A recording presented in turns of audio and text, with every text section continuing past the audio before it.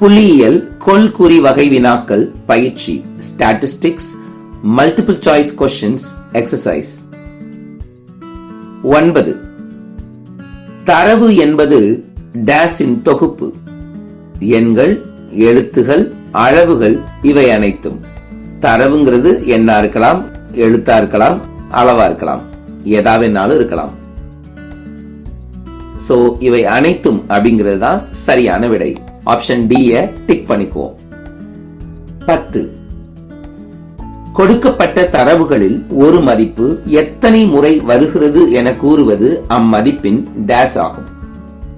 நேர்கோட்டுக்குறிகள், தரவு, நிகழ்வெண் ஏதுமில்லை. சோ எத்தனை முறை அப்படின்னு வந்துருச்சுனாலே அது நிகழ்வெண் தான். அங்க ஃபில் பண்ண வேண்டியது நிகழ்வெண். ஆப்ஷன் சி டிக் பண்ணிக்கலாமா? 11. கொடுக்கப்பட்ட விவரங்களில் மிக பெரிய மற்றும் மிகச் சிறிய அளவுகளின் வித்தியாசத்தை எவ்வாறு அழைக்கலாம்? அது ரேஞ்ச், வீச்சு. இருக்கான்னு பாருங்க. ஆப்ஷன் ஏல இருக்கு. ஏ டிக் பண்ணிக்கங்க. மற்ற ஆப்ஷன்ஸ் எல்லாம் பொருத்தமானதா இல்ல. இப்போ ஒரு எடுத்துக்காட்டுக்கு எடுத்துக்கிறோம் அப்படின்னா, அதிகபட்ச மதிப்பு 99, குறைந்தபட்ச மதிப்பு 19 கொடுக்கப்பட்டிருக்கு. 99 மைனஸ் 19 80. இதுதான் வீச்சு, ரேஞ்ச்.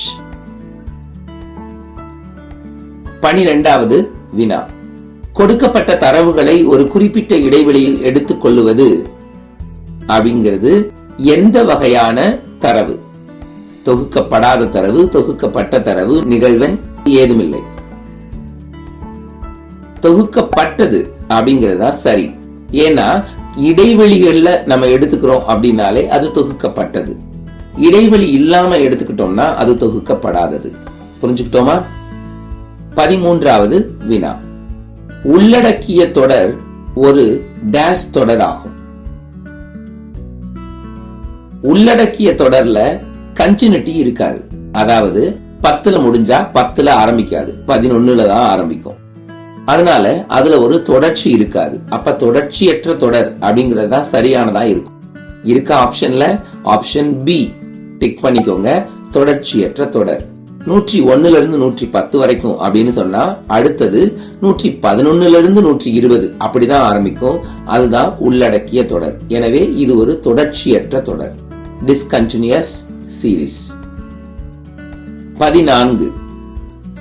பிரிவு இடைவெளிகளில் ஒரு பிரிவு இடைவெளியின் மேல் எல்லையானது அடுத்த பிரிவு இடைவெளியின் கீழ் எல்லையாக இருந்தால் அது டேஷ் தொடராகும். அது உள்ளடக்கிய தொடரா, விலக்கிய தொடரா, தொகுக்கப்படாத தொடரா, ஏதும் இல்லையா? அது விலக்கிய தொடர். ஏன்னா அதுல ஒரு கண்டினியூட்டி வந்துருச்சு. உள்ளடக்கிய தொடர்னா முடிகிற இடத்துல ஆரம்பிக்காது, அடுத்த எண்ணில தான் ஆரம்பிக்கும். விலக்கிய தொடர் தான் முடிஞ்ச இடத்திலேயே ஆரம்பிக்கும். 0 to 5னா 5 to 10, 10ல முடிஞ்சா 10 to 15, 15ல முடிஞ்சா 15 to 20 அப்படி ஆரம்பிக்கும். இது ஒரு தொடர்ச்சியான தொடர். தொடர்ச்சின்ற வார்த்தை இல்ல, சோ விலக்கியன்றத நம்ம எடுத்துக்கலாம். 15வது வினா. தொகுக்கப்படாத விவரங்களின் வரைபட விளக்க முறை. நிகழ்வு செவ்வகம், நிகழ்வு பலகோணம், வட்ட விளக்கப்படம் இவை அனைத்தும். வட்ட விளக்கப்படம் மட்டும்தான்.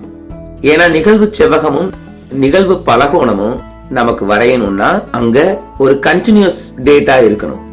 இது தொகுக்கப்படாத அப்படின்னா அங்க கண்டினியூஸ் வராது. இதுவே அன்குரூப்டு டேட்டா தான். சோ அன்குரூப்டு டேட்டாவுக்கு நம்ம வட்ட விளக்கப்படம் வரையலாம், பார் டயகிராம் வரையலாம். அப்ப இங்க வட்ட விளக்கப்படம் மட்டும்தான் கொடுக்கப்பட்டிருக்கு. அதனால வட்ட விளக்கப்படத்தை நம்ம டிக் பண்ணிக்குவோம். எக்ஸாம்பிளா கொடுக்கப்பட்டிருக்கிற வட்ட விளக்கப்படத்தை பாக்குறீங்களா? பைச்சார்ட்ட. ஆமா. மூலப்பொருள், ஊதியம், இதர செலவுகள், விற்பனை செலவுகள், லாபம், இது எல்லாத்தையும் நம்ம பை சார்ட்ல குறிச்சிருக்கிறோம். 16வது வினா. நிகழ்வு செவ்வகம் என்பது ஒரு டேஷ் நிகழ்வெண் பரவல். தொடர்ச்சியான, தொடர்ச்சியற்ற இரண்டும் ஏதுமில்லை. நிகழ்வு செவ்வகம் அப்படின்னாலே நிகழ்வு பலகோணம் இரண்டுக்குமே நமக்கு தொடர்ச்சியான நிகழ்வெண் பரவல் இருந்தாதான் செய்ய முடியும். சோ தொடர்ச்சியான அப்படிங்கிற ஆப்ஷன் ஏ நம்ம டிக் பண்ணிக்குவோம். 17. டேஷ் என்பது வரைபட முறையில் தொடர்ச்சியான நிகழ்வெண் பரவலுக்கான நேர்கோட்டு வரைபடம் ஆகும். நிகழ்வெண் பரவல்ல ஒரு நேர்கோடு வரைகிறோம்னா அது நிகழ்வு பலகோணம்.